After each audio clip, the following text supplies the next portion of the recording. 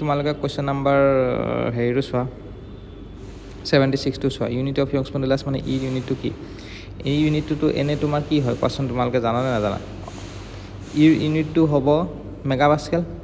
মেগাপাস্কেল মানে নিউটন পাৰ M M square তো নিউটনটো যদি ব্ৰেকডাউন কৰি দিয়া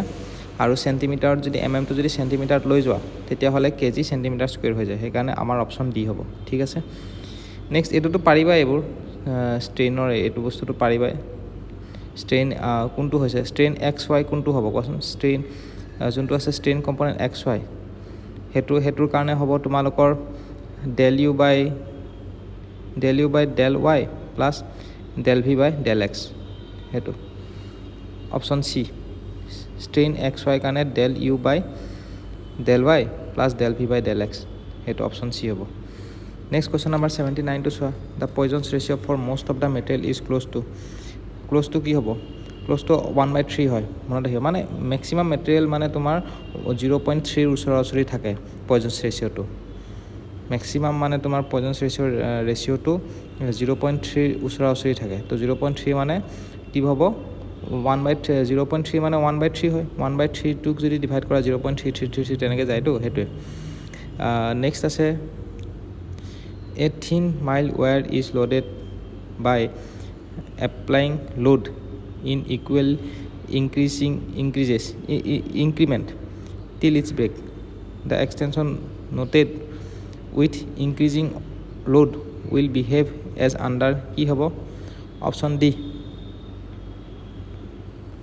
মানে কি কৈছে চোৱা a thin mild steel wire is loaded এটা সৰু মাইল্ড ষ্টিল ৱায়াৰ এটা লোড দিয়া হৈছে বাই এপ্লাইং লোড এপ্লাই কৰি পেলাই by applying load in equal increment till its break হয়নে নহয় কি কৈছে এই থিন মাইল্ড ষ্টিল ৱায়াৰ এটা লোড দিয়া হৈছে by applying load in equal increment till its break মানে কি ধৰা 5 কেজি এটা লোড দিলা ব্ৰেক হোৱা নাই তাৰপিছত আৰু ইকুৱেল ইনক্ৰিমেণ্ট মানে আৰু 5 কেজি এটা দিলা নাই হয় আৰু 5 কেজি দিলা তেনেকৈ দি আছা ইকুৱেল ইনক্ৰিমেণ্টত হা তাৰপিছত কি কৈছে the extension noted is increasing load will behave as under কেনেকৈ বিহেভ কৰিব ফাৰ্ষ্ট এক্সটেনশ্যন যোনটো হ'ব এক্সটেনশ্যনটো কেনেকৈ বিহেভ কৰিব এক্সটেনশ্যনটো প্ৰথম ইনক্ৰিজ হ'ব uniformly first and then increases rapidly মানে প্ৰথম লাহে লাহে ইনক্ৰিজ হ'ব তাৰপিছত লোড যেতিয়া বঢ়াই গৈ থাকিব ফটককৈ ইনক্ৰিজ হৈ যাব তো option D to correct next কৈছে the Young's modulus of a wire is defined as the stress which will increase the length of wire component to its original length কিমান হ'ব Young's modulus of a wire is defined as the stress হিচাপে define কৰে which will increase ষ্ট্ৰেছটো increase হ'ব which will increase the length of wire compared to the original length কিমান increase কৰে same amount কৰে নে কি সেইটো ছেম এমাউণ্ট হ'ব ষ্ট্ৰেছটো যিমান হ'ব সিমানেই ইয়ংছ মডুলাছ ইনক্ৰিজ হ'ব মানে এইটো অপশ্যনটো ছেম এমাউণ্ট হ'ব বুজি পাইছা নেক্সটটো চোৱা the total elongation produced in a bar of uniform section hanging vertically downward due to its own weight is equal to that produced by the weight কি হ'ব কোৱাচোন half the weight of the bar applied at the lower end সেইটো কথা মনত ৰাখিব লাগিব মানে কি হয় deformation of the bar due to self ৱেটটো আমি জানো নহয় হয় নাই হাফ দি ডিভাইড কৰি দিওঁ হাফ দি মাল্টিপ্লাই কৰি দিওঁ আৰু deformation of the bar due to applied লোডটো এইটো হয় L1 আৰু L2 চাইছানে নাই তো আমাক সেইটোৱে কৈছে elongation produced in a bar of uniform cross section vertically downward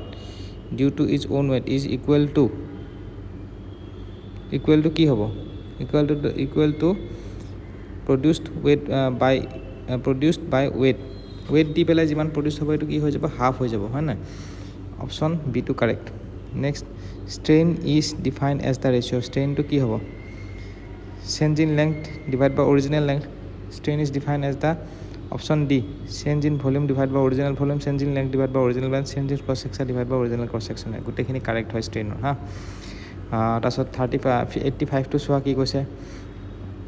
if a load W is applied instantly যদি if a load W is applied